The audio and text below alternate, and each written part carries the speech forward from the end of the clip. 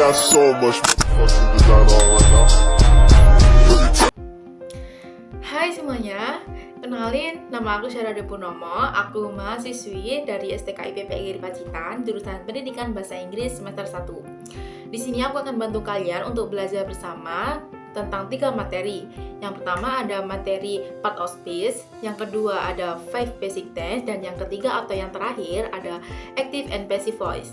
Video ini juga bertujuan untuk memenuhi tugas proyek akhir mata kuliah Basic English Grammar dengan dosen pengampu Bu Indah Puspitasari MPT.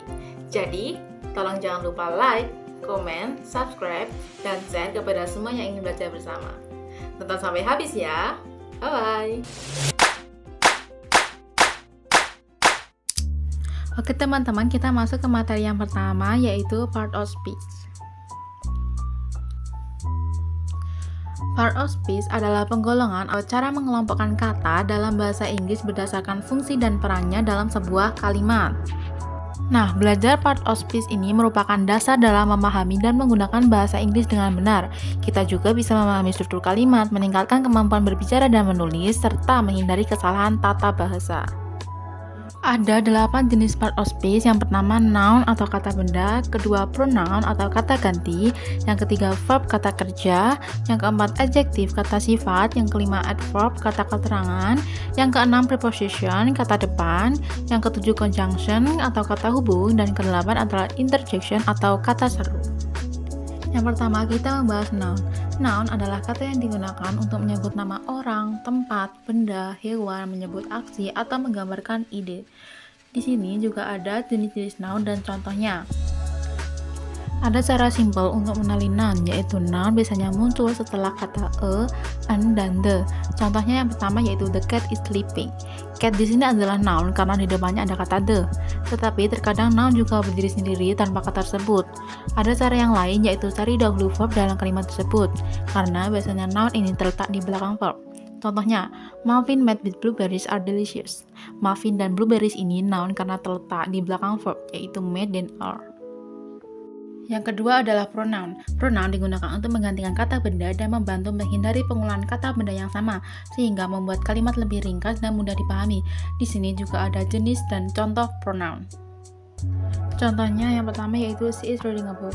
She di sini adalah pronoun karena termasuk ke jenis personal pronoun. Dan yang kedua adalah Robert drove his car. His di sini adalah pronoun karena ia menggantikan nama Robert. Yang ketiga ada verb. Verb ini berfungsi untuk menunjukkan tindakan atau keadaan. Verb juga adalah inti dari sebuah kalimat, karena tanpa verb sebuah kalimat tidak akan memiliki makna lengkap. Di sini ada jenis-jenis verb dan contohnya. Kata is, am, are, was, dan were bisa disebut sebagai verb karena mereka adalah linking verb yang tidak menunjukkan aksi, tetapi menghubungkan subjek kalimat dengan pelengkapnya.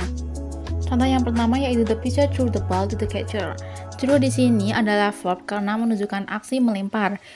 Contoh yang kedua yaitu they were honest. Were di sini adalah linking verb yang tidak menunjukkan aksi, tapi menghubungkan subjek they dengan sifatnya.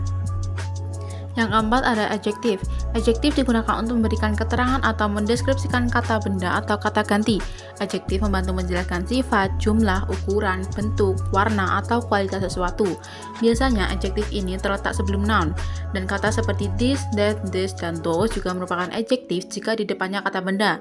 Tetapi, jika di depannya kata kerja, dia termasuk pada pronoun. Kata a, an, dan the juga disebut adjective. Contoh yang pertama yaitu this belongs to Peter, those are theirs. Those di sini adalah pronoun karena tidak diikuti kata benda tetapi di depannya ada kata kerja yaitu are. Contoh yang kedua yaitu Petty bought this Ford and Ted bought that Chevy.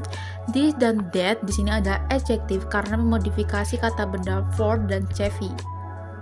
Yang kelima ada adverb, digunakan untuk memberikan keterangan lebih lanjut mengenai verb, adjective, atau adverb lain dalam kalimat. Adverb menjelaskan bagaimana, di mana, kapan, seberapa sering, atau sejauh mana sesuatu terjadi. Di sini ada jenis-jenis adverb dan contohnya. Ada beberapa catatan tentang adverb. Yang pertama, kata adjektif yang belakangnya diimbui ly sudah pasti menjadi adverb. Contohnya, quick menjadi quickly, itu menjadi adverb.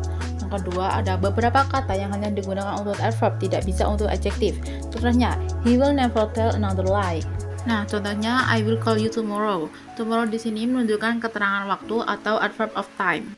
Nah, yang keenam ada preposition. Preposition ini digunakan untuk menghubungkan kata benda atau kata ganti dengan bagian lain dalam kalimat, menunjukkan hubungan tertentu seperti tempat, waktu, arah, atau cara. Nah, di sini ada beberapa kata yang sudah pasti termasuk ke preposition. Nah, contohnya yang pertama, he was born on Monday. On di sini adalah menunjukkan waktu.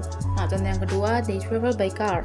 Preposition by di sini menunjukkan cara atau alat transportasi. Yang ketujuh ada interjection, digunakan untuk mengekspresikan emosi atau perasaan secara spontan. Diakhiri tanda baca khusus seperti tanda seru untuk ekspresi kuat atau koma untuk nada lebih lembut. Interjection biasanya berada di awal kalimat tetapi juga bisa muncul di tengah atau akhir kalimat tergantung pada konteksnya. Contohnya, yay we won the game. Yay di sini adalah interjection karena ia menggunakan tanda seru dan juga dia mengekspresikan perasaannya. Nah, yang terakhir ada conjunction. Conjunction ini untuk menghubungkan kata, frasa, clause, atau kalimat. Di sini ada jenis-jenis conjunction dan contohnya. Contoh conjunction yang pertama, apples and orange are good for you. And di sini adalah conjunction. Contoh identifikasi kalimat yang pertama ada the dog chased the cat under the porch. Verbnya adalah chase karena chase artinya kan mengejar, berarti dia adalah kata kerja. Nah, noun-nya ada dog, cat, dan porch karena di belakangnya ada the dan the yang termasuk adalah adjektif.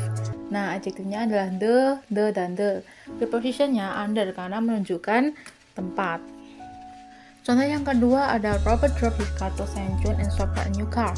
Verbnya di sini adalah drove dan shop, artinya mengendarai dan membeli yang menunjukkan aksi. Noun-nya di sini adalah Robert, car, St. John, dan truck.